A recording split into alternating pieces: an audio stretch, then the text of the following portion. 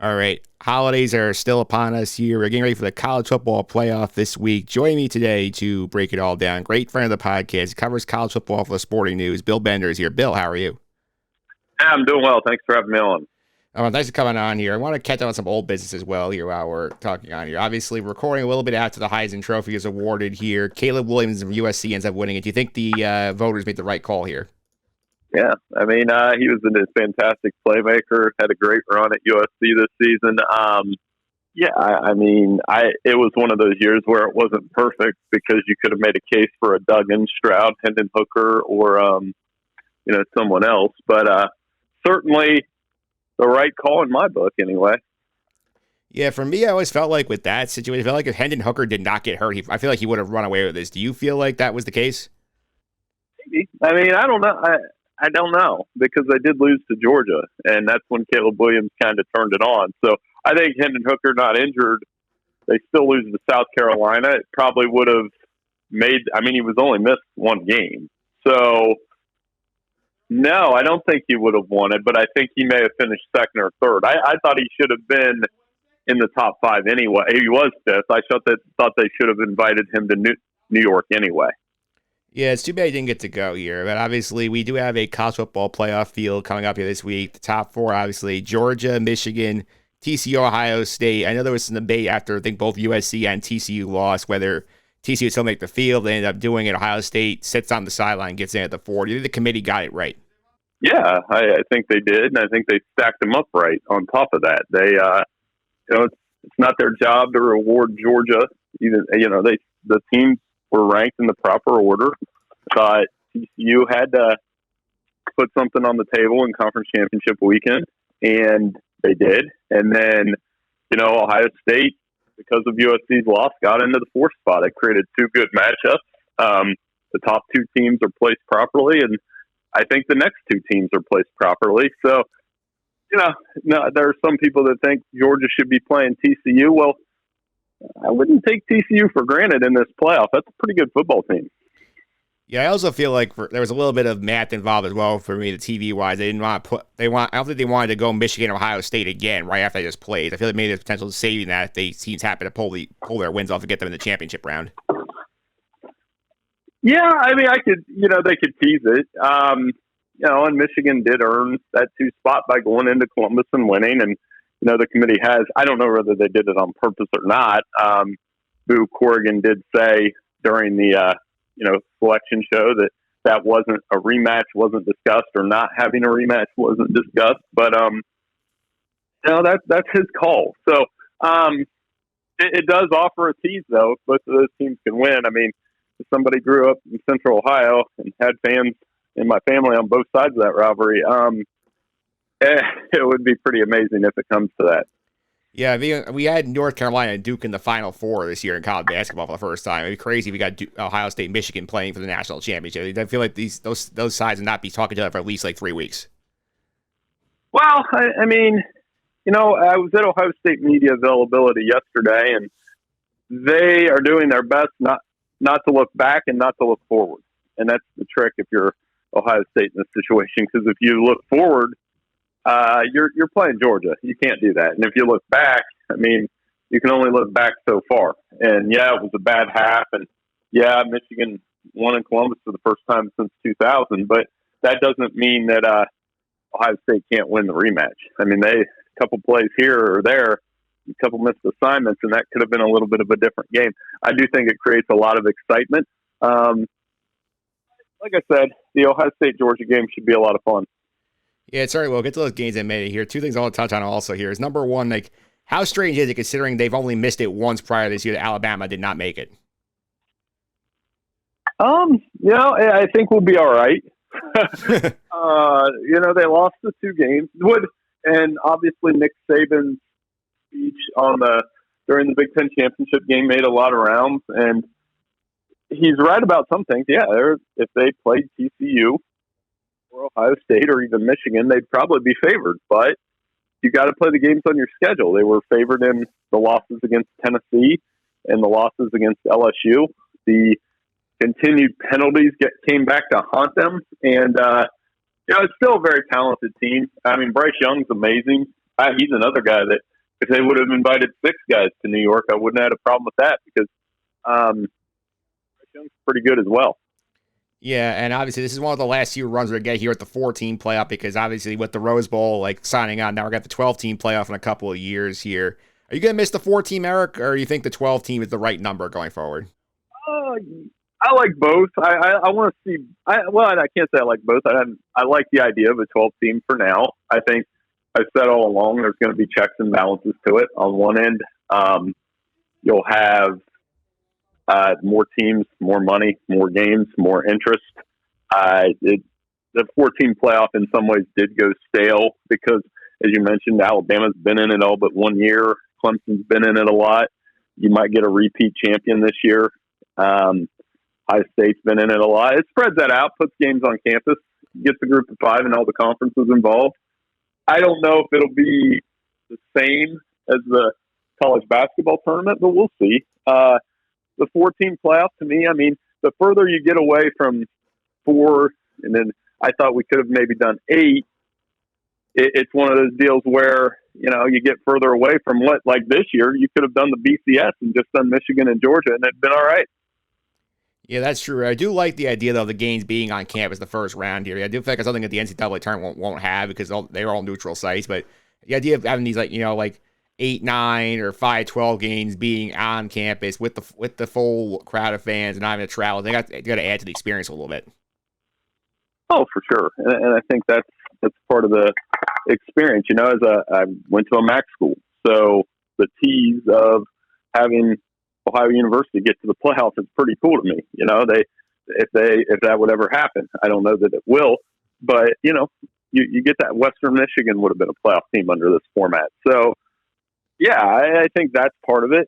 The campus energy. This is the one sport where that I think it's just special. Like you have a moment like you did at Neyland Stadium this year when Tennessee finally beat Alabama. You quadruple that intensity if you have a playoff game on campus. So yeah, it's going to be really cool when it happens. Yeah, some of the games we have here this year. First up here, we mentioned this Georgia-Ohio State game here. Georgia reigning national champs. Ohio State looked like they were left for dead after Michigan beat them in the big rivalry game, but they benefit from USC getting blown out in the Pac-12 title game, so now they're in the matchup here. I do think Ohio State can really give Georgia a run for its money. Yeah, it's one of those deals where I think they can. They got great receivers. Was at their immediate availability, and they've been given a second chance. And anytime you give a team with that much talent a second chance, good things can happen. So they're going to give Georgia a good shot. It's a tall ask to go down to Atlanta, play against that team. But part of that is I'm thinking Ohio State will travel too. They'll have a lot of fans there. They're going to have to get pressure on Stetson Bennett. That hasn't happened this year. They're going to have to slow down those tight ends, and they're going to have to take advantage of their opportunities against that Georgia secondary. A lot of people are talking about how many passing yards LSU had. Well, LSU was down 35-10 when they started throwing it around. So that game was pretty much over by then. So I'm looking forward to it. I've wanted to see that matchup since 2019. So to have one of the nation's best offenses year in and year out play one of the nation's best defenses year in and year out, it ought to be a lot of fun. Yeah, what do you think is the key here for Ohio State? They're going to pull the upset off. What do they have to do to knock Georgia off? Well, get off to a good start. Make it a shootout if possible. The higher the score goes, the better chance Ohio State has to win. Get the running game going. They won't have Travion Henderson. Maybe Mayan Williams has got to step up. He's going to be a little bit healthier than he was against Michigan. Stroud's going to have to be accurate and use his legs to make plays. And then, like I said, on the defensive side, just get pressure. I mean, Stetson Bennett hasn't taken a sack in 6 games. So if they can't get pressure on Georgia, it's going to be a long night. All right, and Georgia obviously favoring this game here. Like, what does Georgia have to do to ensure they're playing for another title? Same. I mean, just get the running game going, have Stetson Bennett play within himself, get the defense pressure, and not allow the big plays. I think there are some really cool secondary matchups in this game. Kelee Ringo and Marvin Harrison is going to be a lot of fun. The defense with Jalen Carter shutting down Ohio State's running game. Ohio State averaged 44.5 points per game. So it's not like Georgia's going to – this is a probably the most prolific offense they've faced since that Tennessee game, and they're going to have to do the same things they did against Tennessee to make Ohio State uncomfortable, and they're going to have to do it inside, not at Sanford Stadium. Yeah, that's true here. Let's go to the other game here, the TCU-Michigan game, and Michigan favored by about just over a touchdown as we're looking at this right now on like a data recording here. But TCU obviously came out of the Big 12 to win it all, played very well, lost the heartbreaker in their title game here. Like, do you give TCU a shot here, pull the upset? Yeah, I mean, it's a style game, Big 12 versus Big 10. If TCU can come out and kind of the same playbook as Ohio State, make some big plays around Max Duggan, do what Purdue did, kind of, just make Michigan uncomfortable in that 20-yard box, get some pass plays, and get out to a fast start, and then not let Michigan's running game wear on them. That was the problem against Baylor, against Kansas State. Those teams controlled the tempo, kind of beat up TCU up front, and they were lucky to beat Baylor and fell short against Kansas State, obviously. So, yeah, absolutely. Now, Michigan is the best second-half team in the country. So if it's not close at halftime, they might be in a little trouble. Yeah, that's for sure here. And obviously, I feel like this is sort of like the big coming out game for Max Duggan because obviously Big 12 has not got as much attention in recent years with Oklahoma and Texas being kind of down. So, what should we look forward to watching him play in this game? Max Duggan? Yeah. More of the same. He's been a team leader. I think he's going to try to make some plays with his legs. I think they could follow a little bit of a playbook that Maryland did against Michigan early in the season, where Talia Tagovailoa kind of stressed out Michigan's defense a little bit, especially early. And if they got a running game behind it, that they can make it interesting. So it's just taking advantage of that. And then in the red zone, they have to be perfect and not settle for field goals. And the same thing for Michigan, really, on the other side. This isn't when you get to the playoff and you get in the red zone, you got to score touchdowns. Yeah, absolutely here. And obviously, if you could have your pick right now and pick any any matchup here for the title game, which would be the most interesting for you to cover? Would it be the Michigan-Ohio State rematch? Would it be Georgia-Michigan? Maybe something else? Maybe TCU-Ohio State? What are you thinking? I mean, obviously, Michigan-Ohio State, it would be, I can't even imagine.